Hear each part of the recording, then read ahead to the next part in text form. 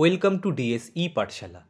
WBPSC দ্বারা সংগঠিত পরীক্ষাগুলির একঝাঁক গুরুত্বপূর্ণ আপডেট, যেমন কোন পোস্টে কত ভ্যাকেন্সি রয়েছে, অফিসিয়াল আনসার কি, স্ক্যান্ড ওএমআর কপি এবং পরীক্ষাগুলির রেজাল্ট এগুলি কবে প্রকাশিত হবে, সেই সম্পর্কিত বিষয়গুলির গুরুত্বপূর্ণ তথ্য নিয়েই এই ভিডিওটি পরিবেশন করব।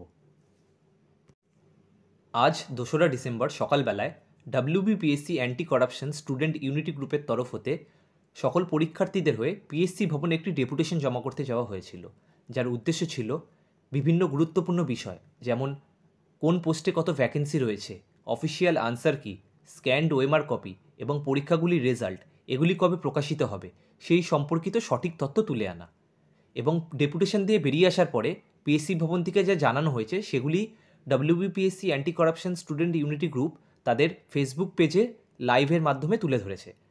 আমরা সেখান থেকেই এই তথ্যগুলি সংগৃহীত করেছি এবং তোমাদের কাছে তা তুলে ধরছি।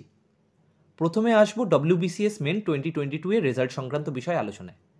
পিএসসি ভবনের তরফ থেকে জানানো হয়েছে ডব্লিউবিসিএস মেন 2022 এর রেজাল্ট, যা প্রায় 2 বছর হলো আটকে রয়েছে, সেই রেজাল্ট খুব সম্ভবত ডিসেম্বর মাসেই প্রকাশিত করা হতে পারে। দ্বিতীয় বিষয়, ডাব্লিউবিপিএসসি মিসেলিনিয়াস এক্সামিনেশনের অফিসিয়াল আনসার কি। ডাব্লিউবিপিএসসি মিসেলিনিয়াস এক্সামিনেশন, যা গত সেপ্টেম্বর মাসে সংগঠিত হয়েছিল, তার অফিসিয়াল আনসার কি ডিসেম্বর মাসের প্রথম সপ্তাহেই 6 তারিখ নাগাদ প্রকাশিত করা হতে পারে। তৃতীয় বিষয়, ডাব্লিউবিপিএসসি ক্লার্কশিপ এক্সামিনেশনের অফিসিয়াল আনসার কি। ডাব্লিউবিপিএসসি ক্লার্কশিপ এক্সামিনেশন, যা নভেম্বর মাসে কিছুদিন আগেই সংগঠিত হয়েছে, তার অফিসিয়াল আনসার কি ডিসেম্বর মাসের 12 তারিখ নাগাদ প্রকাশিত করার চেষ্টা চালানো হচ্ছে।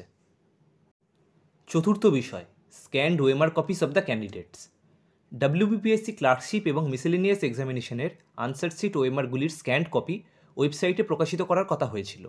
সেই সম্পর্কিত বিষয়ে পিএসসি ভবনের কাছে জানতে চাওয়া হলে তারা জানিয়েছে যে তারা একটি নতুন সংস্থাকে দায়িত্ব দিয়েছে আনসার শিট ওএমআরগুলির স্ক্যান্ড কপি ওয়েবসাইটে আপলোড করার জন্যে, এবং এটি একটু সময় সাপেক্ষ, তাই জন্য প্রক্রিয়াটি একটু বিলম্বিত হতে পারে, তবে আগামী বছর ফেব্রুয়ারির মধ্যেই সেটি সম্পন্ন করা হবে। এবারে আসবো পোস্ট ভ্যাকেন্সিস এবং রেজাল্ট সংক্রান্ত আপডেটে। পিএসসি ভবনের তরফ থেকে জানানো হয়েছে ডাব্লিউবিপিএসসি মিসলিনিয়াস এক্সামিনেশনের ক্ষেত্রে পোস্ট ভ্যাকেন্সিস হতে পারে 500+ এবং পরবর্তীকালে এটি খানিকটা বাড়তে পারে, এবং ক্লার্কশিপ এক্সামিনেশনের ক্ষেত্রে এই ভ্যাকেন্সি হতে পারে 8500+ এবং এটিও পরবর্তীকালে খানিকটা বাড়তে পারে।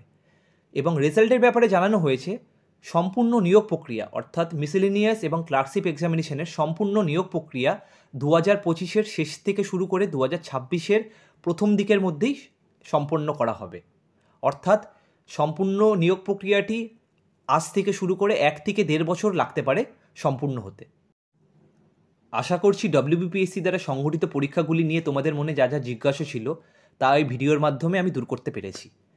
তোমরা বিস্তারিতভাবে আরও কিছু জানতে চাইলে WBPSC anti corruption student unity গ্রুপের ফেসবুক পেজের লাইভ ভিডিওটি দেখতে পারো।